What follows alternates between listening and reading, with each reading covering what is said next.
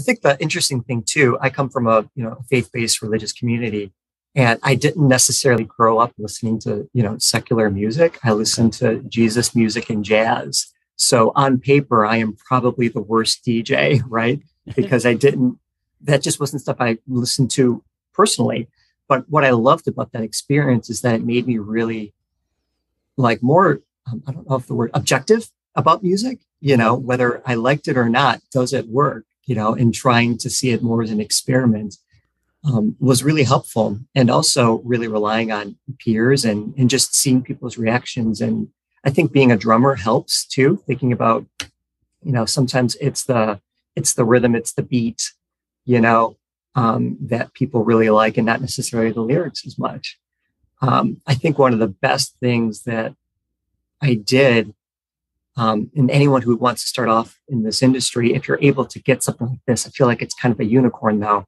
I DJ'd for a college orientation, and the orientations had like 5 sessions. So within a 2-month span, I had basically the same demographic 5 times over. And the best part is it was so neat to see like I played these similar songs, and one night it killed, one night it bombed. It's just like, it's just so funny to see how fickle folks can be. But also you started to get into a rhythm and saying, I know if I do this song, which leads up to that song, which is going to help create some energy here, and how that's going to make things go really well. And I think it was seeing that rhythm that started to really get me jazzed. And yeah, it was so rewarding, so much fun. So welcome to Rochester Business Connections, powered by Balbert Marketing, LLC, where I get the chance to chat with Rochester, New York's very best business owners, entrepreneurs, and thought leaders. I am your host, Ben Albert. Don't forget to subscribe, and remember, we don't do advertisements. My fee for this show is simple. If you gain value from the episode, personally share with a friend and explain your favorite part. Let's get started. Welcome everyone to Rochester Business Connections. I am here with Zach Saeva. Zach, what's up, man? How are you today? Hey, thanks so much for having me on. Really looking forward to this conversation today. I'm excited. I took a note earlier where we kind of have a theme here, art of the side hustle, because you're full-time at Nazareth College, but ultimately you're also owner and DJ at Suitable Sounds. If I'm remembering properly, you've been a DJ for over 10 years, right? So you've been doing it for a long time. Yeah, definitely. How about I just share my quick origin story from briefly how I ended up here, and then how music and how did this whole side hustle thing come about? Please, yes. Without getting into the gory details, I was totally a band geek in high school, Coast Sport High School, woohoo, drumline, percussion ensemble, jazz band. Music was just such a huge part of my life, and I loved it. And then I decided to go to SUNY Brockport for radio broadcasting, because I thought if I can't play music at that high level, if I can at least talk about it, that would be wonderful. And I remember a lonely night at the college radio station, and I did one of those mic breaks. It was something like, "Hi, this is Zach from 89.1 The Point. You're home for the best new music first." And, and I'm asking people to give me a call for a song request. And, Ben, it's 10 o'clock on a Friday night. And I did that. Do you think I got a lot of calls? Probably not. No, of course not. No, it's a, and again, not with college students, at least. Yes, not from college students. And that is an award-winning college radio station. But for our local community, no. And that's where I woke up and I'm like, I don't know if I want to do this for the rest of my life.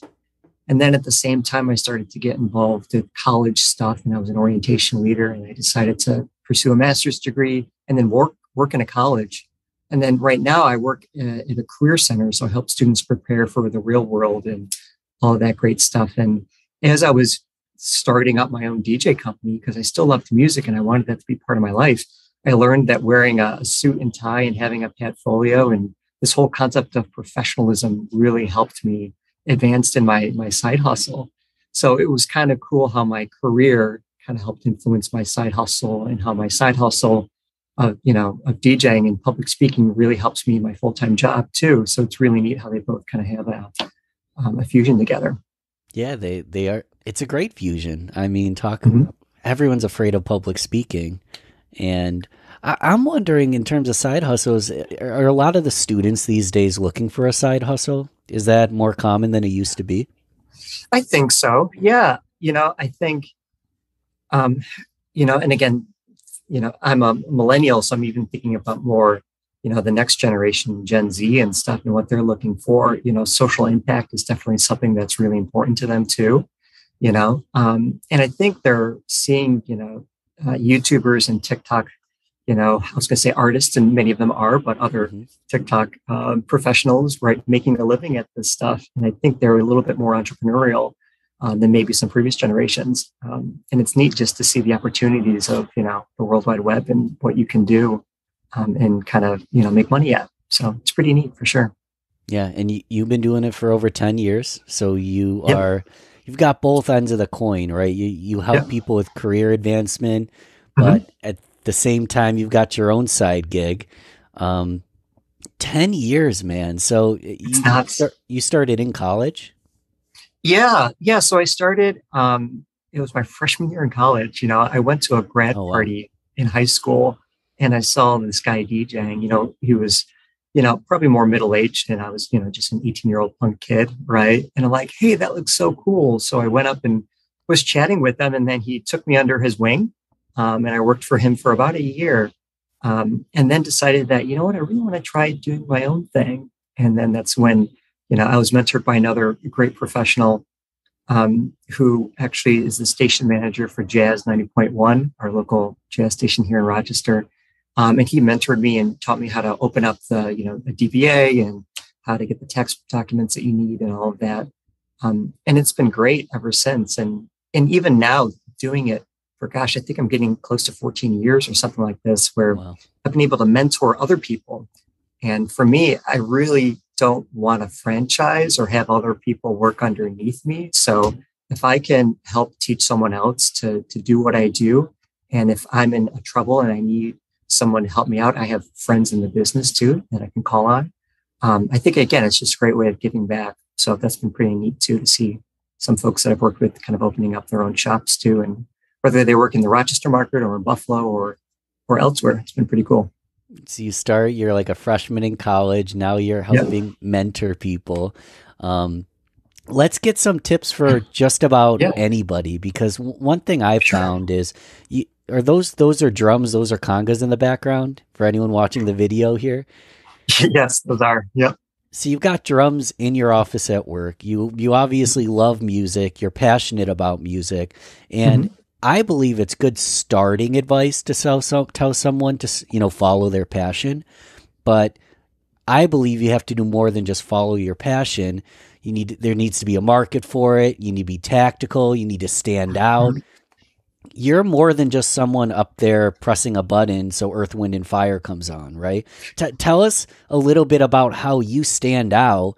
And, everyone wants to be a DJ. They want to see people get married. They want to have drinks. Maybe they're romantic and they want to meet somebody as the DJ. They want to play music. There's all these fun, like maybe perks, but I'm guessing it's not as exciting as I maybe even make it sound right now. You tell me, like, how do you stand out? What are some of the lies that I maybe just told? Well, lots of questions, but overall experience? Yeah, no, it's funny.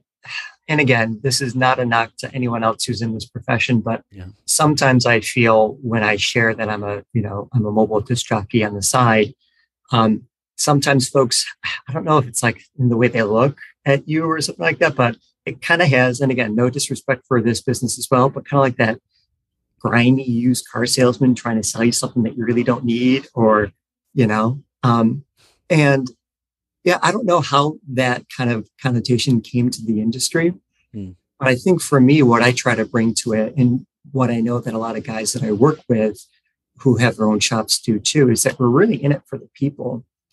In this day and age, right? I sound so old this day and age, right? But like, I remember when I started like lugging around CDs, right? And then moving over to MP3s. And now, I subscribe to music subscriptions and I don't physically necessarily own the tracks that I'm playing. Hmm. So it's just so interesting to see that industry change. And that technology has made it really easy for selecting music. But I think what the industry and what anyone looking to hire a DJ should think about, it's the person behind that. What kind of person do you want at your wedding, at your event, to try to help you with figuring out the other details that are going on? So I just really encourage people to hire a DJ that you feel comfortable with, someone that, kind of gets you and gets the vibe for the event that you're trying to get through. And I think whether it's in DJing or in other businesses too, again, you want to try to work with people that you feel comfortable with. So, yeah. Yeah. So don't just hire the first person I find online, actually interview them, see if they're going to vibe with basically the kind of event I want to run. I know another thing that's coming to mind that I read was more than just a DJ, but an MC. Is DJ like a dirty word in the industry? Is it better to be an MC? What exactly does that mean? Yeah. When I tell people that I'm a DJ, and when it really comes down to it, I consider myself more of an MC than a DJ. I do mostly weddings, and I really enjoy kind of the event planning and assisting with that side, and then helping talk just minimally to say, here are the introductions, telling the audience this is what's going to happen next, and really being unobtrusive, but just try to help facilitate and just do those, kind of key moments for talking things through. As far as DJing goes, I'm not really a true hardcore DJ in the sense of, creating remixes and stuff like that. That's scratching, sorts of. Yeah, because at my level, no one wants to hear my crappy remixes. They just want to hear their Shania Twain song or whatever, right? So why try to mess up something that's already perfect and that already has memories associated with it? So that's why I consider myself more of an MC. And then I guess picking the music out, that's really where you're working with your clients to figure out, what do you want to hear? What types of genres do you like? I love the sociology of DJing to a degree, because it's reading a room, understanding what demographics you have there. If you're among our age, roughly, right? If you grew up in the 90s, that's some of that music is really going to hit home with some, childhood memories. So you might want to do that compared to someone who might be in their 40s or 50s, and maybe you want some 70s or even some 60s, depending upon what music was popular when they were growing up and things like that. So I think it's all of that people don't necessarily think about when it's just hiring a DJ. Yes, budget's important, but I think it's also comfort with the person that's going to be at your special event. Yeah, comfort's huge. I don't want stress at an event like that. One thing I want to highlight is you mentioned, sociology and paying attention to the memories associated with the song. Mm-hmm. And that kind of light bulb in my head, because I was at a wedding and he was doing a lot of remixes and a lot of just kind of whatever he felt. I thought he was on the mic a little more than he needed to be. He kind of wanted to be the good time guy, like the club guy. I hadn't really thought about, what about past memories and experiences where I love this song and suddenly you're mashing it with a song that, I don't know, maybe there's trauma in my life, or maybe I don't like that song, or maybe I'm a purist. Do you have that conversation beforehand? Or is that part of the pre-conversation, no mashups or? Yeah, no, that's incredibly insightful. Yeah, you hit on something that really I kind of dig into deeper, and I know other DJs do too when they're chatting with folks, but and especially when we're looking at marriages and their success rates and things like that, right? Sometimes if there's, this is the second wedding for someone, I like to know what if there's a song that you definitely don't want to hear, was that your previous first dance song? There's been a situation where I need to be careful about certain artists because they were played heavily at another person's wedding and they have associations with those songs. Sure. So yeah, that's definitely something that I keep my eye on. It sounds silly too, but I think sometimes folks forget about, and again, where you're at, if you're at a wedding, and does that song have themes that are appropriate for a wedding? Sure. And again, but it all comes back down to the couple. I had a wedding where I had a group of individuals that were highly religiously affiliated. And there was a lot of, traditions that were going on that were related to religion. And my vibe was that they would not want the song requested and or played. And I had it requested a couple of times. So I went up and asked them, and then they were totally okay with it, and they wanted to hear Baby Got Back, and I'm just like, well, okay. My assumptions. So sometimes it's great to check your own assumptions too. But like the other one was Lizzo, was it Truth Hurts?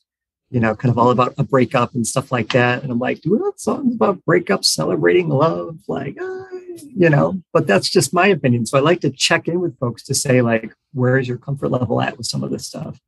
And some of that I make the decision. I'm like, you know what? I don't think that's appropriate. I don't want to bug the bride and groom. Other times, if it's worth, checking in with them. So it's just all about balance, I guess. Yeah, balancing the comfort level. I love this because to me, this is any industry. You're being non-assumptive. You're reading the room and you're listening to your clients rather than being like, I'm Zach. I've done this a million times. I know this track bumps. Grandma's going to start dancing to Baby Got Back. No, you need to listen to the room, listen to your client, let them decide. I'm wondering, you obviously had to gain some of these skills over time. Walk me through, and it doesn't have to be the very first time you DJ'd live, but it would be great if it was. When you were first getting your feet wet, like who was Zach, young, barely teenager, barely in his 20s kid going up for the first time? Were you nervous? Were you a social butterfly and just comfortable? Tell me about those first experiences DJing. Yeah, gosh, this is fun. I think the interesting thing too, I come from a faith-based religious community, and I didn't necessarily grow up listening to secular music. I listened to Jesus music and jazz. So on paper, I am probably the worst DJ, right? Because that just wasn't stuff I listened to personally. But what I loved about that experience is that it made me really like more, I don't know if the word objective about music, whether I liked it or not, does it work? And trying to see it more as an experiment was really helpful. And also really relying on peers and just seeing people's reactions. And I think being a drummer helps too, thinking about, sometimes it's the rhythm, it's the beat, that people really like and not necessarily the lyrics as much. I think one of the best things that I did, and anyone who wants to start off in this industry, if you're able to get something like this, I feel like it's kind of a unicorn now. I DJ'd for a college orientation, and the orientations had like 5 sessions. So within a 2-month span, I had basically the same demographic 5 times over. And the best part is, it was so neat to see like I played these similar songs, and one night it killed, one night it bombed. It's just so funny to see how fickle folks can be. But also you started to get into a rhythm and saying, I know if I do this song, which leads up to that song, which is going to help create some energy here, and how that's going to make things go really well. I think it was seeing that rhythm that started to really get me jazzed. And yeah, it was so rewarding, so much fun. So if you're new in DJing, trying to get more events underneath your belt, more opportunities to experiment and to see, and just to be humble, and if there's a song that you're not sure if it's going to go well or not, depends if it's a safe opportunity to experiment with that song. And if it is, try it. And then if everyone leaves the dance floor, you don't have to play the rest of the song, cut it out, fade it out, and bring something else in. So I guess that opportunity, like, when is it safe to take a risk? I think that's something that kind of translates to other businesses too. It does. I mean, so you're taking a risk, but you're putting in practice and repetition, and you're also getting some original research in. Like, this does work, but that doesn't mean it's going to work for every client in every scenario. But you start to see the trends, you start to listen, you start to be more insightful. Nowadays, it's been over 10 years. You've done countless events and weddings. Are you burnt out? Are you sick of watching people get married? Well, what's the change, the evolution looked like? Oh man, geez, I feel like you are a fly on the wall of my wife's and mine house, because like these are conversations we're having, right? Yeah. I think I'm getting to the point where having a family is something that's coming up between my wife and I, and do I want to be out late night on weekends? So that's definitely something that I've toyed with and trying to figure out, is it time to retire? Because I still want to make sure that if I'm committing to a wedding, I want to make sure my heart's fully into it, and for right now in this season of life, I still really enjoy it, because I have a full-time job. The money that I make DJing, there isn't like strings attached to it. So it's just for fun. And we use some of that funds for vacations or whatever. So it's not like I have to make this money, which is really helpful for the side hustle. Right. But I really do hope to continue this. And maybe if anything, do it in smaller numbers, but I am such a romantic at heart too, and the symbolism of weddings. And it's so neat to see every wedding be so unique per couple, and it's just so neat to be part of people's big day like that. I'm a romantic at heart as well. A lot of the listeners are too, and they're just being the fly on the wall or being the person administrative and learning and just being perceptive at all these weddings is probably an emotional experience. I'm wondering, this is a tough question. I don't know if anyone's ever asked you that, but is there certain commonalities you find in couples? Is there certain things that, being a fly on the wall for so many of these, you start to see like beautiful things or maybe red flags? You tell me, is there any certain commonalities you've seen? Yeah. I can put it as concisely as this. When I meet couples that are in it for the marriage and not the wedding, that's the couple I want. So, and I get to stuff like that when I ask them, tell me about your story. One of the first questions I ask as we start to get to know each other is, how did you meet? What did that look like? What was the first date like? How did you propose? What was that magical moment like? And then another question is and it's more hard to respond, but like, what's the vibe, the atmosphere that you would hope that people walking away from your wedding would have? And from those kind of abstract questions, I can kind of get a feel to say, yeah, I think these are the kind of people that I really want to work with, compared to, and again, I've worked with very detail-oriented people, and then I've worked with very go with the flow. And I don't think one is harder than the other, but like, if I feel like all of the focus is on getting this one day 100% right down to the, second, that's just tough. And then I see them struggle, well, I can't say luckily I've only seen a few of the weddings that have DJ'd end up with marriage not lasting. But from most of the couples that I've seen go the distance are those that are really saying, I want to commit to you. And I just want this day to be a celebration of us and our loved ones. And that's just so cool. It sounds like there's value in the fact you have a full-time job and you don't need this money to pay for your vacation that you can't afford. You have the full-time job. This is on the side. You get to choose your clients, right? I can't just call you with my checkbook and expect you to work with me. You actually say no to clients, I imagine, right? Yeah. So I have a website. I have some social media stuff. And for the most part, I really rely on word of mouth. And, I usually have about 10 weddings or so a year. And honestly, there's probably only one or two weddings that I've said yes to that I probably should have said no. But for the most part, I've worked with almost everyone that's come across my path. And I think part of that is the first couple that I said yes to that were fantastic. And then it was one of their friends who was also fantastic, who, it's kind of like you start to get in this great network of people, so I've been really blessed in that regard to not having to say no to people,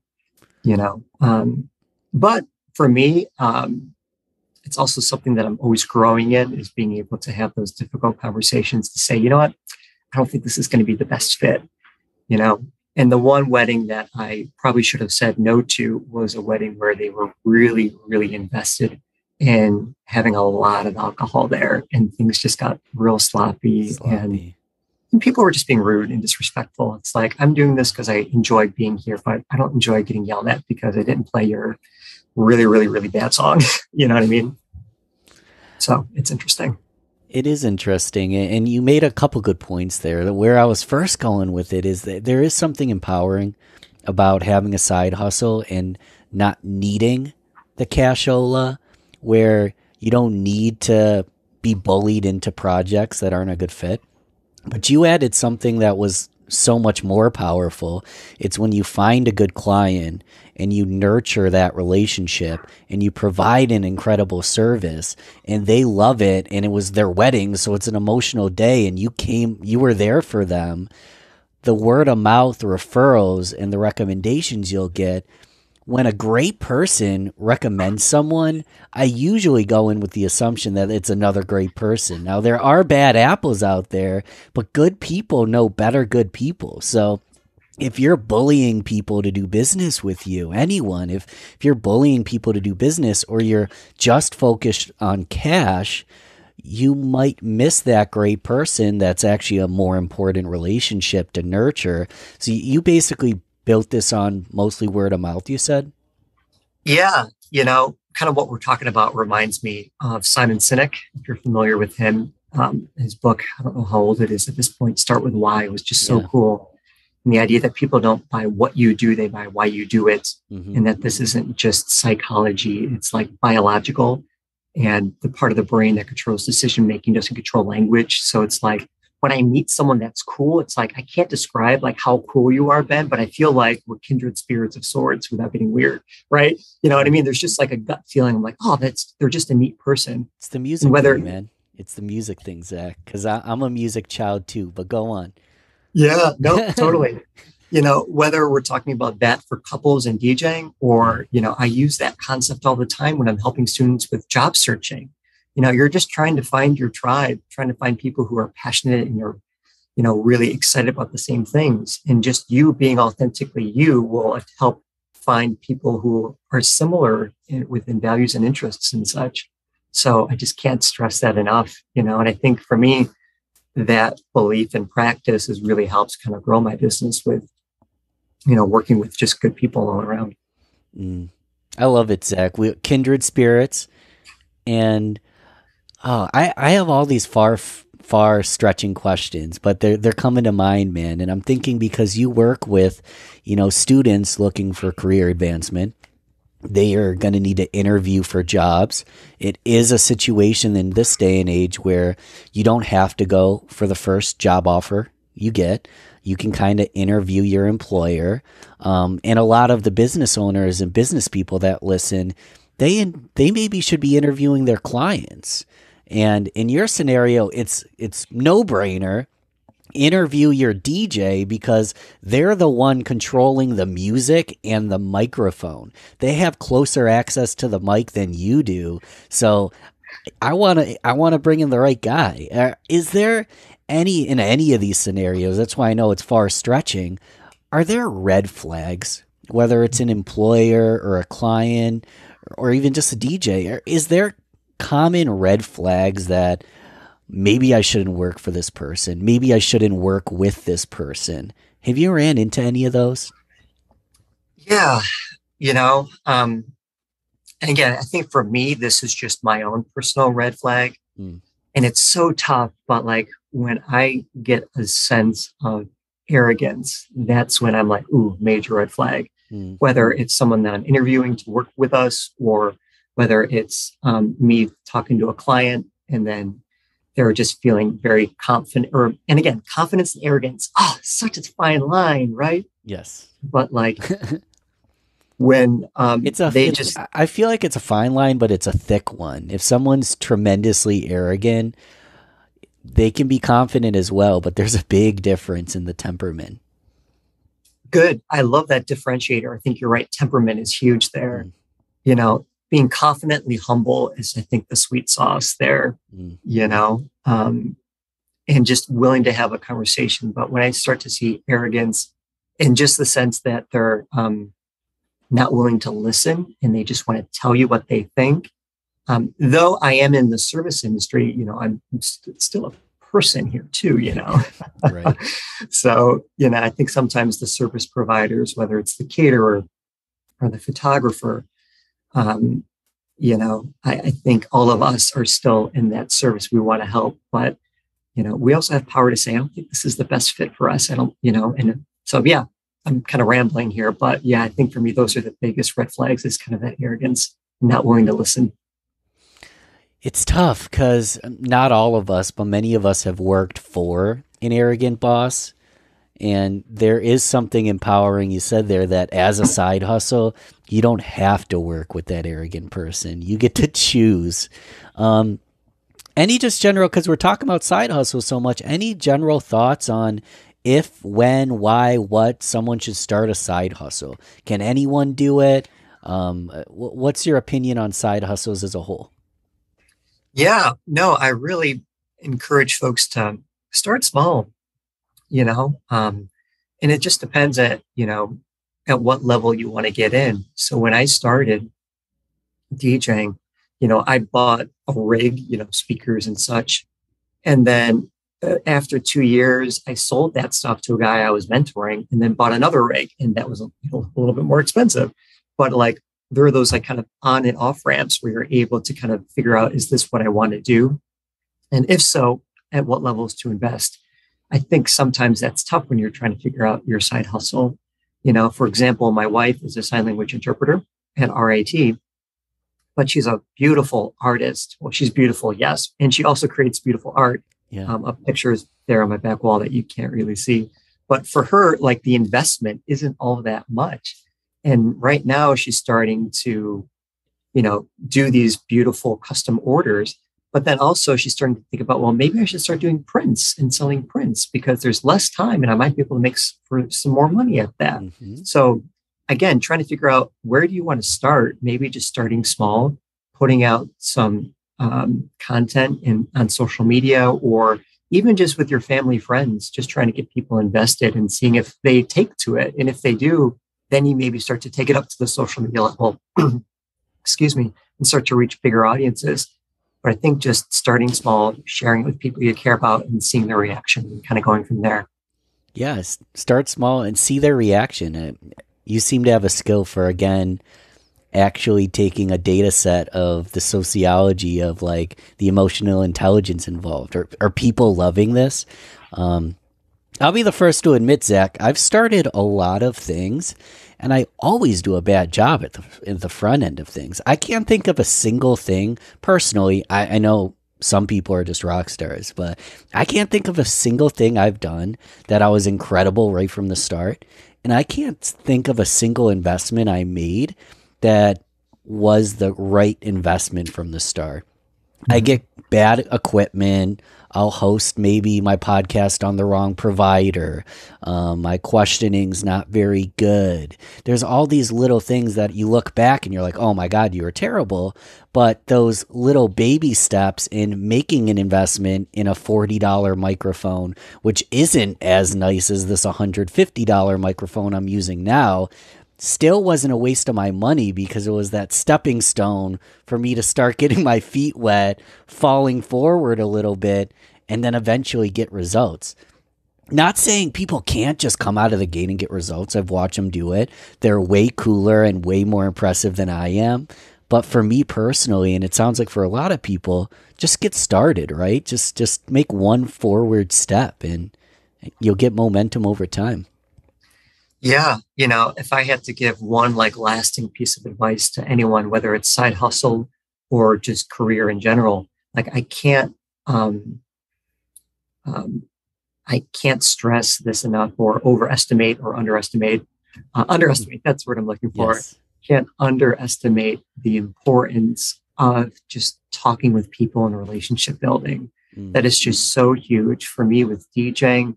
A person that I shadowed just to think I want to be a radio DJ. So I shadowed this guy. He ended up becoming a lifelong mentor and DJed my own wedding. Like wow. I never would have guessed that relationship from, when I was a sophomore in high school would have produced fruit, all of these years later. And again, it wasn't that I was trying to get something out of him. I just really liked him and we clicked and, stayed connected. So I think if you're trying to figure out if this is a side hustle, talk to people who are doing it. I think most people want to help others who are passionate about the same things they are, and you just don't know where it's going to go from there. But at the same time, if you're connecting with someone and there isn't a chemistry, that's okay too. Don't force it. Sometimes trying to force a relationship that isn't working isn't really worth it either. Try to find somebody else. there's tons of ways to connect with different people, whether it's online or in person. So just continue to develop relationships with folks. I couldn't agree more. There's nothing better than obviously a one-on-one in-person mentor that ends up DJing at your wedding. That being said, we have an entire world of opportunity with this Zoom thing and with this internet thing that even if your tribe isn't right around the street, we can find them online. And like you said, people are happy to help others that are passionate about what they're doing. Yeah, no, couldn't agree more. Let's put an exclamation point there. We're going to go into the rapid fire round. These are short, sweet, either or fill in the blank questions just to get to know Zach on a personal level a little bit more. Sure, we'll get sounds started. Great. Coffee or tea? Coffee. Cats or dogs? Cats. Are you a morning person or a night owl? Neither. You have to be a night owl sometimes, though. 9 to 5. That's my prime hours, if possible. Love it. Do you have a favorite season? Oh, I love fall. Ran cross country in fall, and I love it. I'm going to ask a couple of music questions because I know you're a drummer, you're a music guy. Is there an instrument that you have no clue how to play that you just love to be able to learn overnight? Oh my gosh, I think piano. It's so versatile. I just love listening to instrumental piano play. Just beautiful. And what's at the top of your playlist right now? It can be 1, 2, 3 bands, but what's at the top of the playlist right now? Oh gosh, Ben, I'd love to pick your brain about this another time, but it's terrible. I love Spotify, and because of it, I listen to Spotify playlists, and I just don't always know the names of the artists. But it's I could tell you, it's like right now I'm really big into lo-fi. Absolutely love lo-fi, kind of chill instrumental music with a strong backbeat, which is just great. I can listen to it while I'm doing work or getting ready to go to work or go to bed. It's just kind of that perfect mood for me. So big lo-fi fan right now. Oh, and no shame in that. I mean, there's, for example, Spotify, there's a channel, NU, they spell NU, new. It's New Funk Radio, and it's just like radio and R&B. And I've listened through the playlist a few times, but I don't know the artist. But I know the words to the songs, but not the artist because, I'm driving and I'm not checking my phone every couple of minutes. So no shame in not knowing everyone by name. What else? Let's do one more because we forgot. This is not even a rapid fire. I just wanted to bring it up because we had talked about it. We joked about it beforehand, and I didn't squeeze it in. Pronouncing names. And I was joking about how I was in a sales role and I had to do a lot of cold calling in a previous career, and I couldn't pronounce anyone's name. As the wedding DJ, as the MC, you really can't get the wife's name incorrect. You definitely don't want to get the wife's father's name incorrect. Have you had any issues? Oh man. Yeah. So I can't believe I'll share the story. It's good. It's all good. But so lately, what I've been doing within the last couple of years, it's been super helpful. I'll meet with a client in person, whatever, and then I pop up in my phone and do a voice memo. So I'll have, I was actually going through and I was reading the names and pronouncing it. And if I got it wrong, they would read it correctly. But lately, I've just been having them read it. It's been really interesting to see how many people don't know how to pronounce their own bridal party's names and last names. It's just so funny to see sometimes. Interesting. But that's helpful just for me to hear it in their own words. But gosh, I am so ashamed to share this story. And even right now, Ashley, I am so sorry. She's a professional event planner too. I DJ'd this wedding. And when I went to pronounce the last name, I pronounced the wrong last name. I pronounced the officiant's last name. And this was a military wedding. And to say that I got busted on for that, I was teased relentlessly. They were okay with it. You said the last name wrong. A split second later, you say it correctly because you know what you did. But it's just like, oh my gosh, how could I do that? And then looking back, I know why I did it. I spent probably an hour and a half before doing that, helping set up a projector for a slideshow that was supposed to be going on. So it's like, that wasn't part of my job, but it's something that needed to be done. So I was in that headspace, and then I had to get ready to do this. And I was just flustered, So I have learned to take a moment, take a breath, and use some of those other skills. But man, the one thing that a DJ can't do is exactly what I did.